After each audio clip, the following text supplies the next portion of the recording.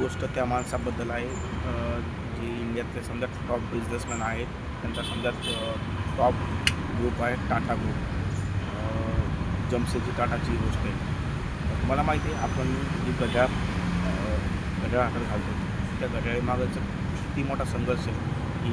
इंडियाचा पहिला ब्रँड म्हणून घोषित करणारा हा एक ब्रँड आहे, तो म्हणजे टायटन फक्त एक नाव दिसतं मोठं, पण टायटन मागं त्या लोकांनी किती काही घासलं आहे, किती त्याच्यासाठी मेहनत घेतली आहे ते या वेबसिरीजमध्ये दाखवलेलं आहे. एक तब्बल 6 ते 7 एपिसोडची वेबसिरीज आहे द टायटन स्टोरी.